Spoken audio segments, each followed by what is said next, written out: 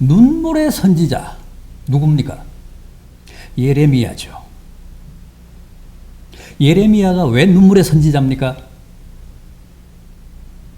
예레미야는 선지자로 활동한 50년 동안 늘 백성들의 회개를 촉구하며 자신의 조국인 유다의 멸망을 경고했기 때문에 당시 정치 지도자, 종교 지도자, 또 백성들이 다 그를 미워했습니다. 다 그를 배척하고 핍박해서 언제나 그는 신변의 위협을 느끼며 살아야 했습니다. 그래서 그는 늘 하나님께 눈물로 기도했고 또 백성들 앞에서는 늘 눈물로 조국의 패망을 예언해야 했던 그야말로 비운의 선지자, 슬픈 선지자였습니다. 유다가 멸망하고 예루살렘이 함락되고 왕과 백성들이 다 포로로 잡혀가는 가장 비극적인 시대에 활동하며 평생을 그렇게 눈물로 기도하고 눈물로 예언한 사람이었기 때문에 눈물의 선지자라고 합니다. 그런데 그를 더욱 슬프게 하고 가슴 아프게 한 것은 자신이 전한 그 처절한 메시지에 아무도 귀를 기울이거나 회개한 사람이 없었다는 겁니다. 그래서 결국은 그의 예언대로 나라가 멸망하고 백성들이 다 노예로 잡혀갔는데 그 참혹한 비극을 현장에서 다 지켜봤다는 거 아닙니까? 사실 오늘 이 본문도 예레미야가 하나님의 말씀을 예언하다 졸지에 잡혀 들어가 유치장에 갇혀 있을 때 임했던 계시의 말씀이었습니다. 이 33장 1절을 보십시오. 예레미야가 아직 시위대 뜰에 갇혀 있을 때에 여호와의 말씀이 그에게 두 번째로 임하니라. 뭐라고 하셨습니까? 본문 3절 상반절입니다. 너는 내게 부르짖으라. 내가 내게 응답하겠다. 내가 내게 응답할 테니 부르짖으라고 하십니다. 하나님이. 여러분, 부르짖으라는 게 무슨 뜻입니까? 큰 소리로 기도하라는 겁니까? 목이 터지도록 주여 삼창을 하라는 겁니까? 아니면 밤에 저 청계산에 올라가서 소나무라도 잡고 흔들라는 얘기입니까? 역시 예레미야가 쓴 예레미야 애가 2장 18절 이하를 보면 이런 말씀이 나옵니다. 너희는 주를 향하여 부르짖기를 밤낮으로 눈물을 강처럼 흘릴지어다. 스스로 쉬지 말고 내 눈동자를 쉬게 하지 말지어다. 주를 향해 두 손을 들지어다. 여러분, 이게 바로 예레미야 선지자가 밝힌 부르짖는 기도의 구체적인 내용들입니다. 첫째가 뭐라고요? 눈물을 강처럼 흘리랍니다. 많은 눈물로 자복하라는 뜻입니다. 자신의 죄를 고백하며 눈물로 깊이 회개하라는 말씀입니다. 언제 어디서나 눈물로 기도하고 눈물로 예언하고 눈물로 호소했던 눈물의 선지자 예레미야가 오늘 우리들에게도 이처럼 눈물을 강처럼 흘리며 부르짖으라고 합니다. 그러면 하나님이 반드시 우리의 그 부르짖음에 응답하신다고 합니다. 아닌 게 아니라 하나님은 우리가 울면 안타까워서 안절부절 못하십니다. 그래서 우리가 울며 회개하면 우리의 죄를 사하시고 울며 우리가 바라는 바를 호소하면 지체하시지 않고 서둘러 응답하십니다. 하나님은 그만큼 우리의 우는 모습을 오래 두고 못 보십니다. 하나님은 우리의 눈물에 가장 약하십니다. 우리의 그 울음에 진정성만 담겨 있으면, 우리의 그 눈물에서 진실성, 순수성만 확인이 되면 즉각 응답하십니다.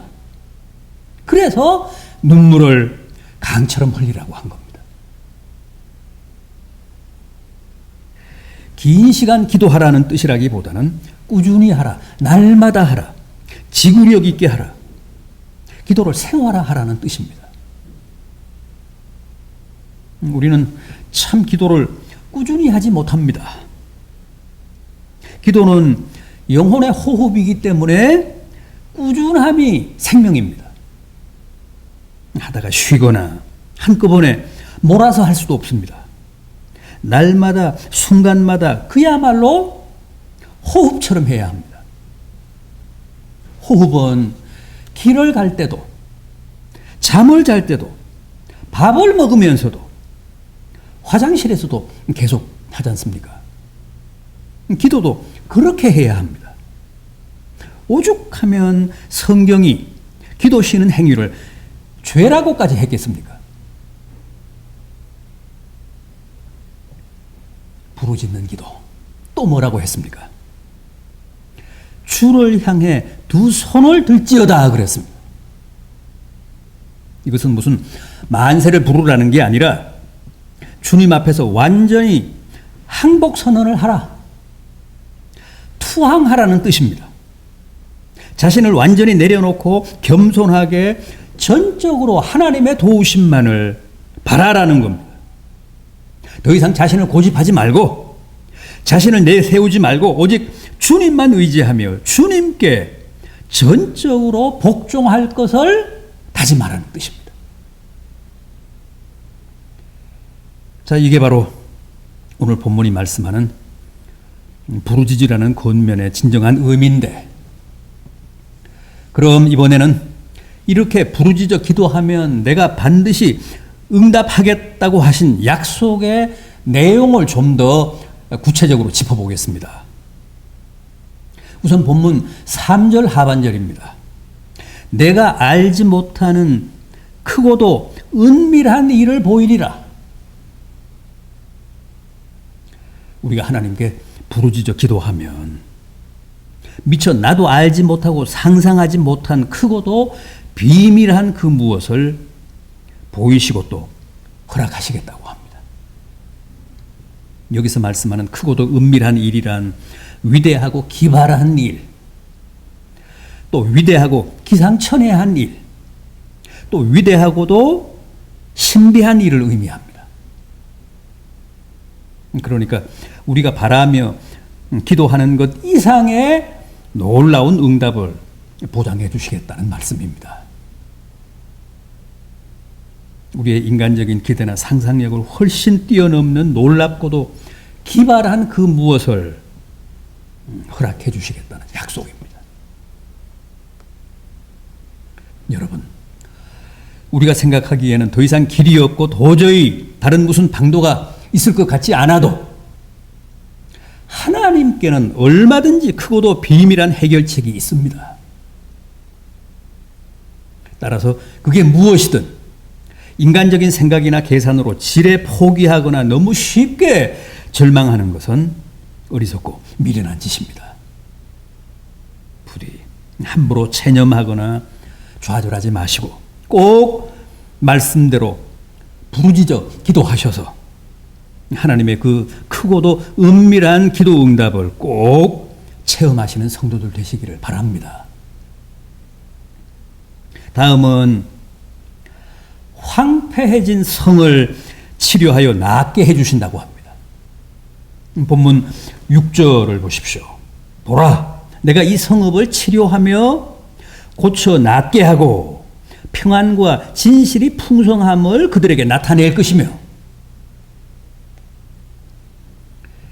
너희가 내게 부르짖으면 바벨론의 침공으로 초토화된 이 예루살렘 성을 다시 일으켜 평안이 풍성한 성읍으로 회복시켜 주시겠다는 약속입니다. 이 당시 유다와 예루살렘의 참혹한 모습에 대해서는 같은 시대에 활동했던 이사야 선지자가 이사야 1장에서 이렇게 전하고 있습니다.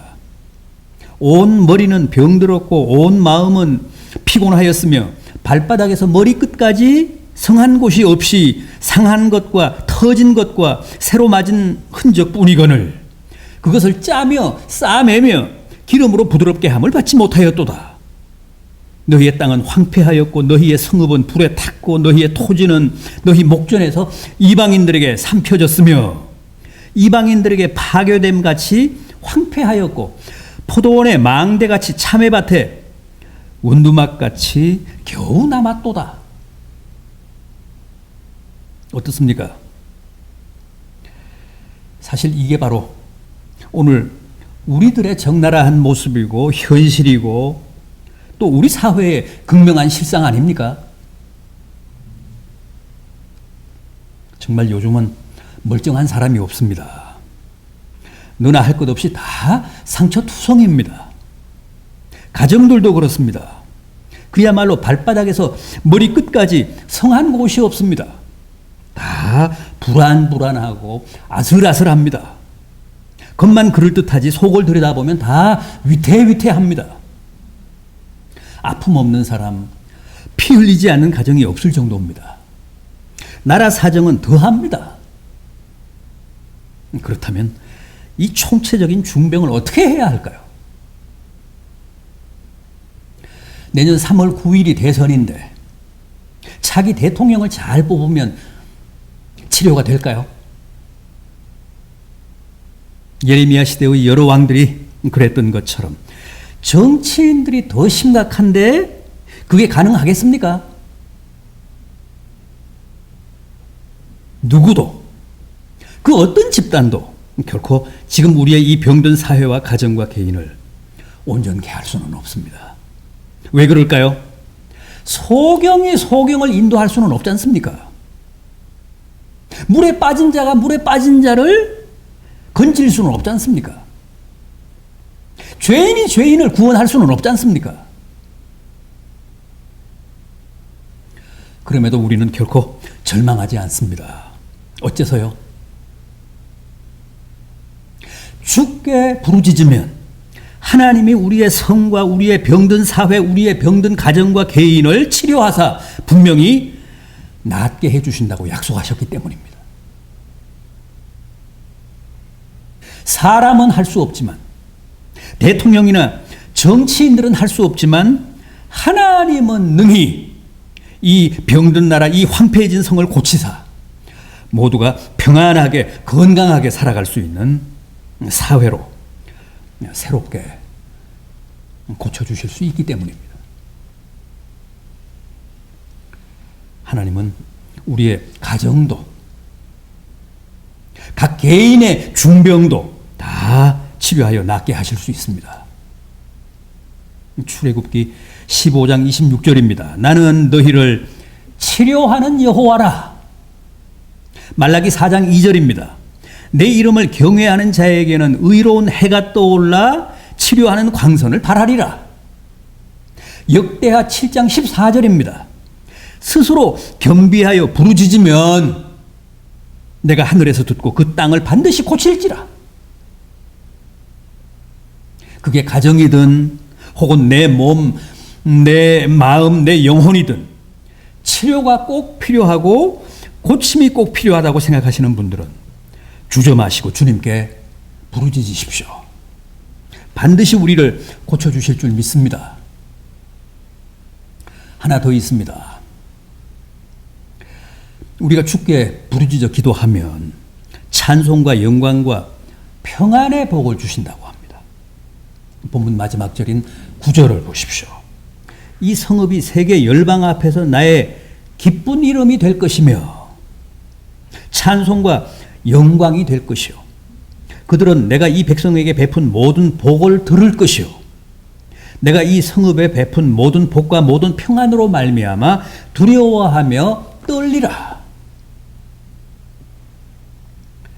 나와 내 집이 주님의 기쁨이 되고 내 입에 늘 찬송이 떠나지 않고 내 삶에서 드러나는 영광과 평안으로 인해 열방이 다 경이로워하며 두려워할 것이라고 합니다.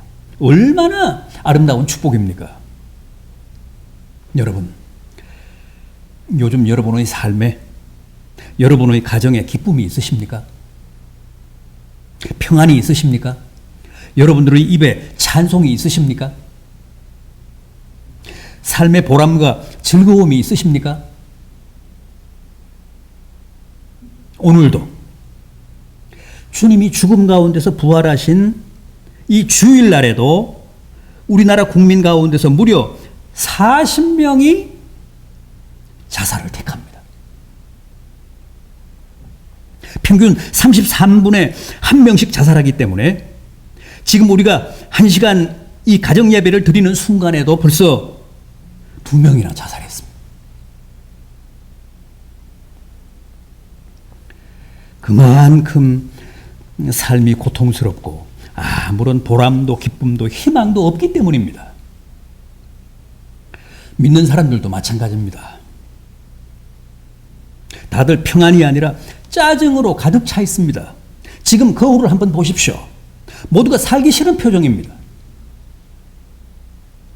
우리가 지금 그만큼 메마르고 삭막하고 거칠고 황폐한 정서 속에서 살아가고 있다는 얘기입니다. 지난해와 올해는 코로나19로 그게 더 심해졌습니다. 요즘은 어떤 의미에서 사는 게 아닙니다. 다 우라가 머리 끝까지 차서 언제 어디서 어떻게 폭발할지 모르는 걸어다니는 시한폭탄 같습니다. 그러니 이런 심령 상태와 삶에 무슨 기쁨이 있고 무슨 보람이 있고 찬송이 있고 평안이 있겠습니까? 그런데 이런 와중에도 우리 믿는 자들에게는 분명히 길이 있고 수습하고 회복할 수 있는 방도가 있다고 합니다. 그게 뭐라고요? 기도라는 겁니다. 건성으로, 형식으로, 요식으로 하는 기도 말고 그야말로 부르짖는 기도. 눈물을 강물처럼 흘리며 자복하고 밤낮으로 쉬지 않고 삶으로 기도하고 또 두 손을 높이 들고 하나님께 온전히 투항하며 항복하며 부르짖으라는 겁니다. 그게 바로 눈물의 선지자인 예레미야가 오늘 우리에게 호소하는 믿음의 해법입니다. 그러면 하나님이 반드시 응답하사 우리 마음에 큰 기쁨과 보람을 안겨주시고 또 입의 찬송과 웃음을 회복시켜 주시고 또 삶의 평안과 즐거움을 부어주신다고 합니다. 부디 이 가을에 모두가 하나님께 힘껏 부르짖으셔서 약속하신 이 모든 은혜를 실제 체험하시는 가장 복된 성도, 가장 복된 주의 가정들이 다 되시기를 진심으로 기원합니다. 기도하시겠습니다.